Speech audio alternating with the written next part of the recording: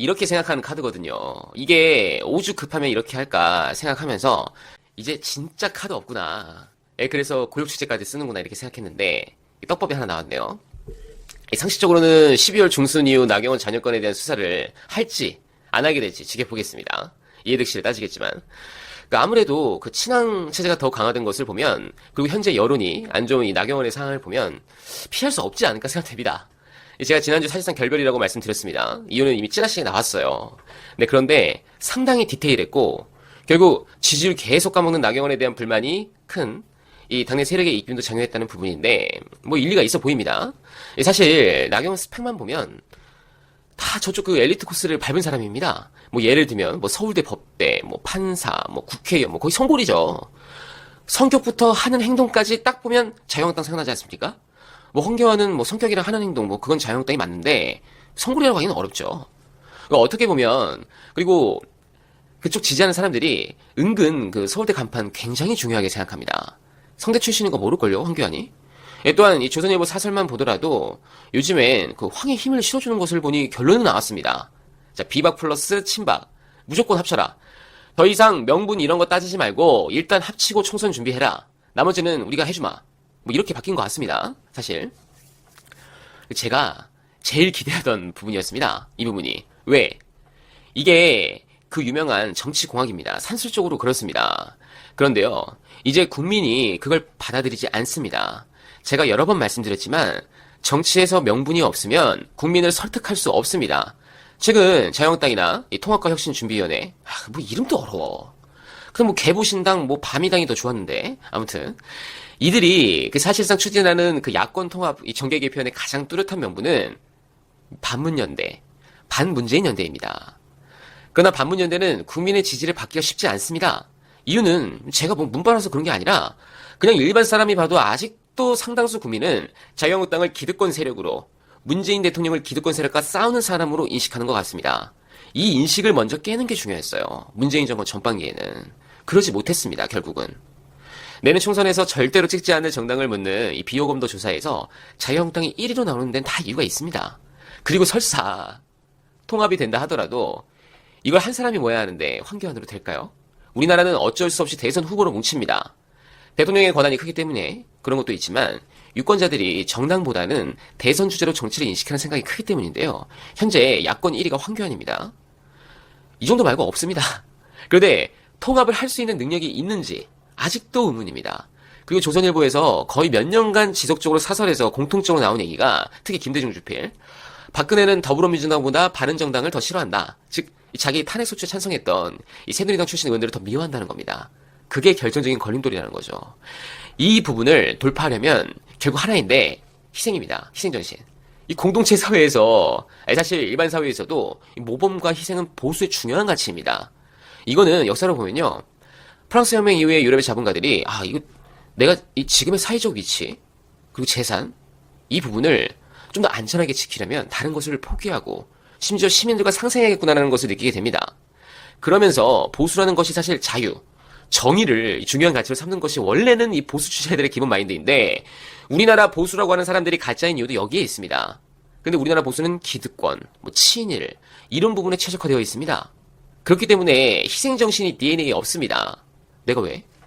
나만 잘 먹고 잘 살면 끝인데 내가 왜 희생하는데? 이런 마인드입니다. 지금 황교안이 뭐 공천위원장 영입으로 자기는 다 내려놓겠다 이러는데 웃기는 소리 하네 진짜. 조금만 기다려보십시오. 여러분들 덕분에 결국 이 판은 우리에게 나쁘지 않게 돌아가고 있다. 밭은 갈아도 끝이 없어 보이지만 봄은 오고 있다. 네, 이렇게 말씀드리며, 그리고 그 정부 답답하고 지금 힘들다고 하시는 분들께 위로를 드리면요, 저는 문구도 기억납니다. 저에게 주어진 시대적 소명을 다하겠습니다.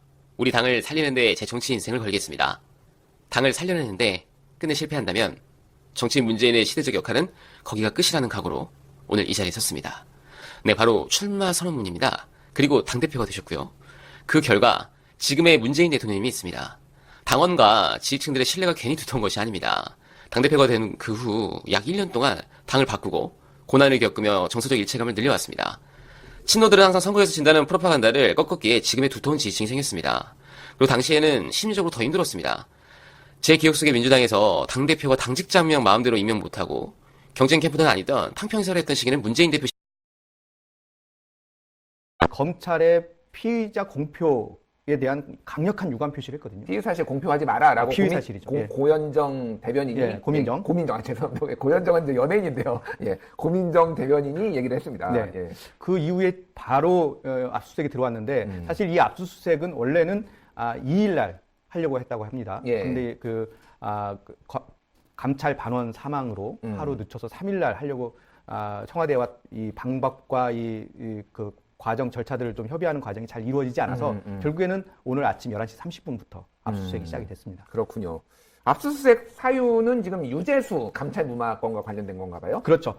가장 핵심으로 그 검찰이 확보하고자 한 자료는 유재수 전 부산부시장의 으로부터 압수한 이 핸드폰을 포렌식으로 해서 그 자료를 그 감찰반에서 갖고 있거든요. 예, 예. 이것을 확보해야 이것이 윗선으로 어떻게 보고가 됐는지 또 압력은 어떻게 왔는지 이런 것들 경로를 좀 추적할 수 있겠다 이런 판단이 있었던 것 같습니다. 전체적으로 검찰의 지금 뭐 어떤 분위기를 보면은 검찰의 어떤 칼끝은 백원우 전 민정비서관한테 좀 향하는 것 같아요. 그렇죠. 지금 백원우 민정비서관을 비롯한 대통령 측근의 전방위로 확산이 되고 있는 상황이고요. 지금 경찰에 대한 뭐 서초경찰서 압수수색이라든가 예. 오늘 있었던 청와대 압수수색을 보게 되면 상당히 빠르고 강력하게 이 청와대 권력 중심을 겨냥하고 있는 것 같습니다. 이것에 대해서 이제 여당은 굉장히 오늘 그 검찰에 성토하는 발언도 했고 예. 전체적으로 좀 격앙된 분위기예요. 당연히 그렇죠. 지금 뭐 앞서 계속해서 지적했듯이 검찰이 계속해서 피의 사실을 흘리고 있거든요. 많은 언론에서 그것을 유일한 소스원이기 때문에 예. 취재원인 검찰로부터 나온 것을 가지고 일방적으로 보도를 하고 있는데 어제 고민정 대변인도 이야기했지만 상당 부분이 사실과 다르다고 이제 판단이 되는 거죠. 그리고 이 백원우 민정비서관뿐만 아니라 김경수 또 뭐 각 대통령 측근에 대한 이야기가 계속 나오다 보니까 이것은 어떤 의도가 있는 게 아니냐 이렇게 보고 있고요. 특별히 이 검찰에서 이런 방식으로 하는 수사 방식은 옛날 방식이고 검찰 개혁 전에 이루어졌던 방식과 크게 달라지지 않았다. 이런 점에서 여당이 크게 격양돼 있는 상황이죠. 그렇군요. 근데 어찌됐든 검찰 입장에서는 자신감을 보이는 것 같아요. 지금 이거는 분명히 문제가 있는 사안이고 예. 입증할 수 있다라는 거에서 어쨌든 뭐 청와대까지 압수수색을 이거는 굉장히 상징적인 거잖아요. 사실은. 그렇죠. 예.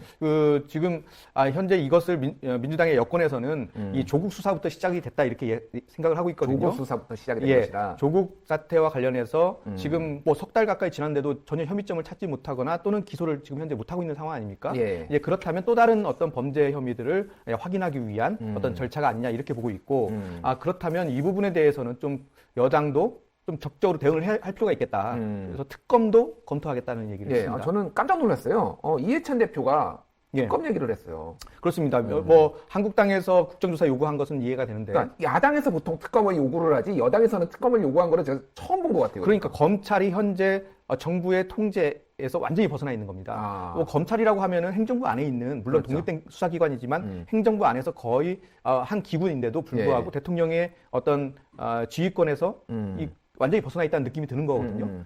그러니까 이런 상황에서는 어떤 식으로 제어할 방법이 없다. 또 법무부의 감찰이라는 방식으로도 현재로서는 좀 쉽지 않다 이렇게 판단하고 있는 거죠. 그렇다면 유일하게 선택할 수 있는 방법이 특검이다. 특검이다. 예, 어찌됐든 이 의혹은 명확하게 밝혀져야지. 왜냐하면 이게 명확하게 규명이 안 되면은 문재인 정부 하반기 국정 운영에 계속 발목을 잡을 수가 있어요. 근데 예, 어떤 식으로든 명확하게 검찰도 수사를 해서 밝힐 필요가 있고 털 부분은 털고 뭐 문제가 되는 부분은 처리를 하고 가야 될 부분이잖아요. 예, 그러니까 이 부분에 대해서 여당이 또 얘기하는 것이 그러면 지금 경찰도 조사를 하고 있고 검찰도 지금 하고 있는데 서로 불신하고 있거나 또는 주요한 증거물을 검찰이 독점하고 있다. 예를 들어서 감찰반원의 그 핸드폰 예. 서초경찰서에서 압수수색에 가지 않았습니까? 근데 그게 매우 중요한 단서거든요. 예. 근데 그걸 왜 독자적으로 갖고 있느냐? 그렇다면 검경 합동 조사단을 만들자. 합동조사다. 그래서 정보를 공유해서 그것을 공개하자. 그러면은 서로 공평하게, 공정하게 수사를 할 수 있는 거 아니냐.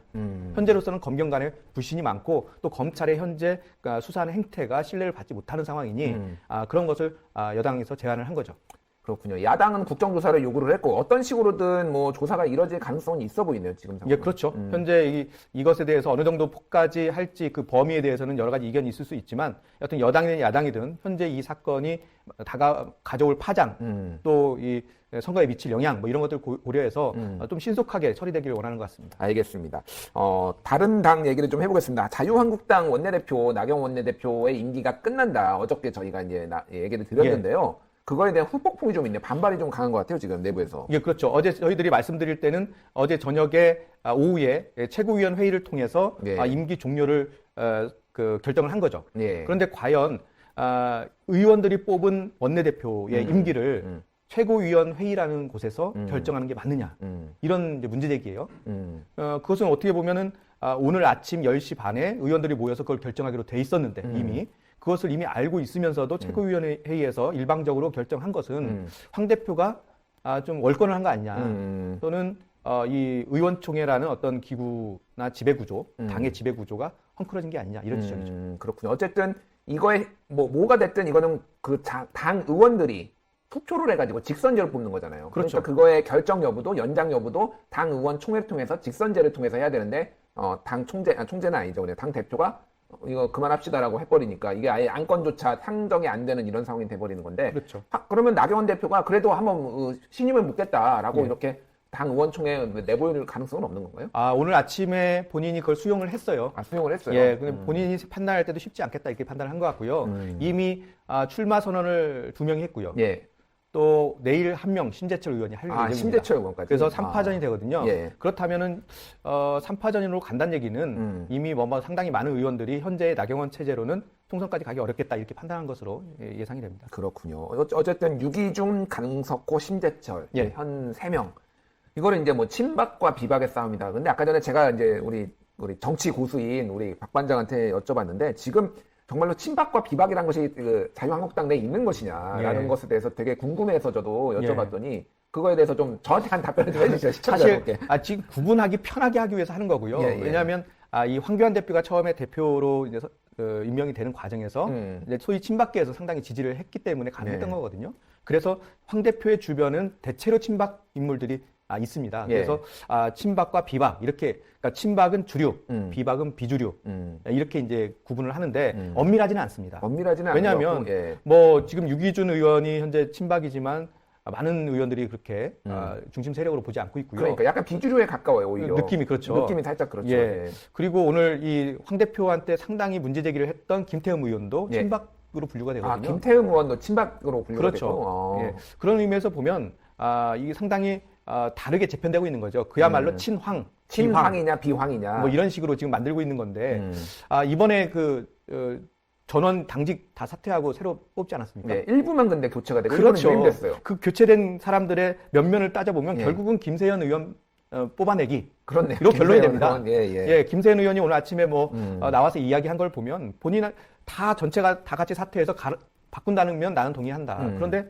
일부만 한다면 그것은 좀 문제가 있는 거 아니냐 이렇게 했는데 그것을 결국에는 예상대로 우려대로 뭐 김세현 의원 외에 눈에 가시인 사람들만 바꾼 거죠. 그러면 어찌 됐든 친황 체제가 어느 정도 구축이 됐다라고 하면 이제 궁금한 것이 그러면은 원내대표가 이제 바뀔 거 아니에요. 그렇죠. 그럼 앞으로 선거법이나 기타 유치원 3법 좀 이따 이제 박용진 의원 저희가 또 인터뷰가 예정돼 있는데 궁금해요. 어떻게 될 것 같아서 협상을 하나요 그러면? 현재는 민주당, 한국당을 뺀 여당 중심의 1+4 소위 그 한국당을